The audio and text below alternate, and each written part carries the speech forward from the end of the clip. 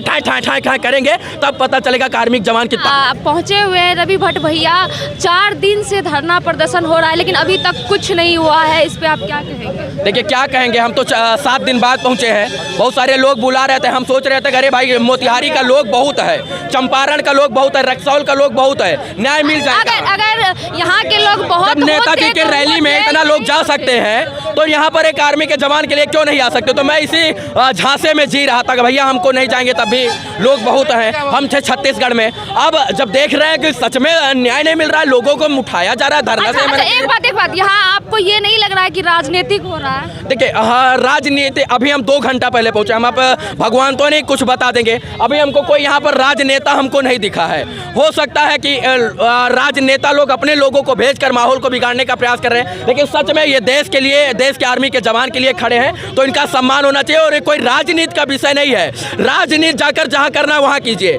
किसी के मार खाने पर, आर्मी के जवान की पिटाई पर राजनीति नहीं होना चाहिए, और अगर राजनीति हुआ तो देश के लोग माफ नहीं करेंगे। राजनीति नहीं होना चाहिए इस मामले पर। अच्छा, पुलिस जो आर्मी के साथ ऐसा की है सही है? कहाँ तक सही है? बिल्कुल गलत है। अगर आर्मी को रोड पे दौरा के आर्मी की कीमत क्या जाने पुलिस वाले, वो तो वर्दी पहन लिए हैं तो उसके नीचे वो हैवान है तो इंसान का चेहरा। कहा जाता है इनको पुलिस रक्षक, लेकिन ये बने हैं भक्षक। एक आर्मी का जवान सियाचिन के बॉर्डर पर रहकर जो है LOC और LAC पर रहकर देश की सेवा करता है। वो लोग क्या जाने, यहाँ तो घुसखोरी करते हैं। इसी रक्सौल के बॉर्डर से नेपाल से शराब आएगी, होली आ रही है, शराब आएगी, वो लोग उनसे नहीं रुकेगा। लेकिन यहाँ पर आर्मी का जवान अगर थोड़ा सा लापरवाही कर देता है तो उसको ये लोग मारेंगे, पीटेंगे, गरियाएंगे। कोई लापरवाही नहीं था, कोई लापरवाही, हाँ सारा गलती पुलिस। लेकिन इतना समझिए अगर उन्होंने गलती किया भी था तो भाई कानून के हिसाब से चलते आप लोग। किस अधिकार ने, किस संविधान ने आपको गाली देने का अधिकार दिया है?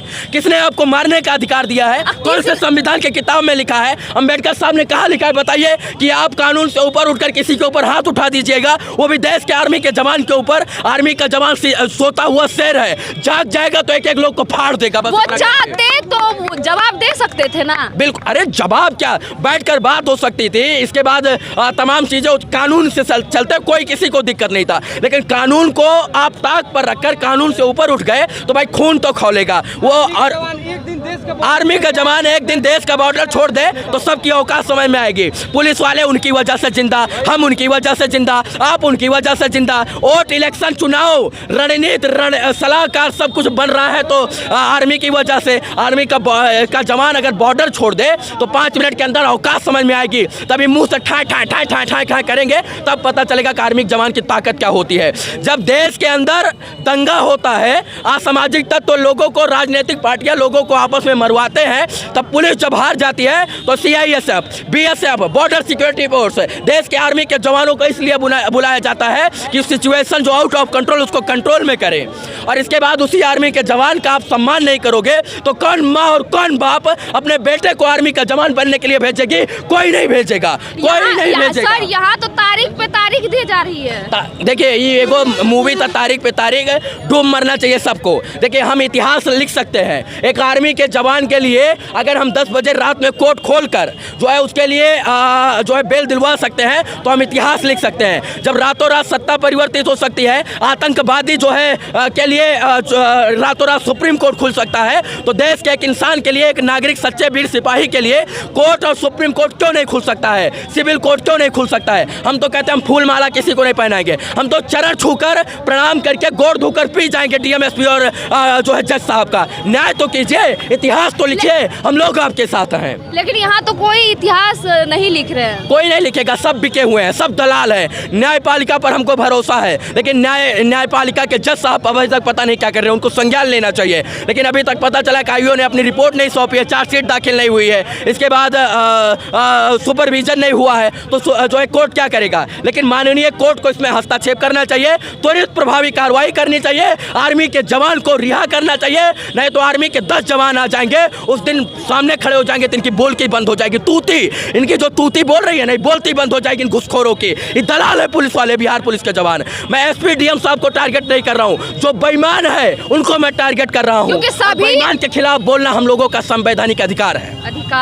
तो आप सुने और क्या बोले रवि भट्ट भैया। यहाँ जांच भी नहीं हो रहा है कि भीड़ किस वजह से लगी हुई है। देखिए हमने क्या बोला कि उन्होंने ईगो पर ले लिया पूरी बात को। ये बताइए रवि भैया, अगर यही यूपी होता हाँ। तो फिर यहाँ पे पुलिस वाले होते कि नहीं होते? देखिए फर्क नहीं पड़ता कि यूपी है या बिहार, आर्मी का जवान देश के लिए होता है, ना कि यूपी और बिहार के लिए। तो नीतीश कुमार जी को संज्ञान लेना चाहिए, और जब नीतीश कुमार जी और डीएम एसडीएम सब जगह हार जाए तो माननीय न्यायपालिका जुडिशरी माननीय न्यायालय को संज्ञान लेना चाहिए, बस इतना कहेंगे। फर्क नहीं पड़ता, हम देश के वासी हैं, और एक आर्मी का जवान किसी परिवार के लिए, किसी के घर के लिए, और किसी राज्य के लिए, किसी जिला के लिए, किसी विधानसभा, किसी संसद भवन के लिए नहीं, बल्कि वो देश की सेवा के लिए लड़ता है बॉर्डर पर खड़ा होकर। तो देशवासियों का ये दायित्व बनता है कि बॉर्डर के जवान के, आर्मी के जवान के लिए। ये कहाँ तक सही है कि उसकी बीवी का मंगलसूत्र छीन लिया जाता है? यही तो सवाल है, यही तो सवाल है। लेडीज पुलिस नहीं थी, यही तो सवाल है। मैं कह रहा हूँ कि ये सब दलाल हैं, ये घुसखोर है। इधर में क्या नाम था इसका, जितेंद्रवा। ये जितेंद्रवा का बुद्धि भ्रष्ट हो गया था, ये बेईमान है ना। ये रक्सौल से इधर दारू पास करवाएगा, ठीक है, लेकिन आर्मी के जवान को भी मारेगा। तो अगर आर्मी का जवान चाहता, उसने देखिए जितेंद्रवा ने पहन रखा था वर्दी, ठीक है, वह कह रहा हूँ, बहुत बुरा लग रहा है हमको भी, लेकिन बोलना पड़ रहा है कि दलाल है। मैं जितेंद्रवा ने पहन रखा था वर्दी, इसीलिए आर्मी के जवान ने उनका सहयोग इसलिए किया कि वर्दी का सम्मान किया, नहीं तो मार के थोपड़ा चमड़ा उधेड़ लेता वहीं पर। और जितेंद्रवा का औकात है कि किसी शराब माफिया, भू माफिया, इसके बाद दारू माफिया का जो है ऐसे गिरेवान पकड़ लेता, मुंह में गोली दाग देता, कपार में ठोक देता कट्टा। क्योंकि वो आर्मी है, अनुशासन उसमें सिखाया जाता है उनको कि आप वर्दी वाले पे क्या, किसी पे आप हाथ नहीं उठा सकते। देखिए सबको संविधान की, कानून की, वर्दी की शपथ दी जाती है। कोई ईमानदार निकल जाता है, कोई बेईमान निकल जाता है। बेईमानी की मिसाल जितेंद्र ने पेश कर दी, और ईमानदारी की मिसाल राधा मोहन जी ने कर दी। ईमानदारी के, उनको पता था कि देश का पुलिस है, देश के अंदर रक्षा करता है, लेकिन वो पुलिस वाले को नहीं पता था कि हम इनकी वजह से, अगर वो हम जिंदा हैं, हम देश के लोगों की रक्षा कर रहे हैं, तो आर्मी की वजह से। बिल्कुल। क्या बोल रहे हैं? हाँ, तो किस संविधान में लिखा हुआ कि आर्मी जवान को पकड़ा जाना चाहिए? देखिए संविधान इजाजत नहीं देता है। अभी अनिकेत भैया ने बताया कि या तो रेप, बलात्कारी थोड़ी है यार आर्मी का जवान, बलात्कारी थोड़ी है कि ऐसे गिरफ्तार कर लीजिएगा, मारिएगा। ठीक है, हो गया, थोड़ा सा साइड मिरर से गलती हो गया तो उसको कानूनी प्रक्रिया से उसका जो है निवारण होना चाहिए था। ये मार और थप्पड़ किसने दे दिया? गाली देने का अधिकार किसी के, माँ बहन की गाली देने का अधिकार किसने दिया है? हम दे सकते हैं आपको माँ बहन की गाली? नहीं ना।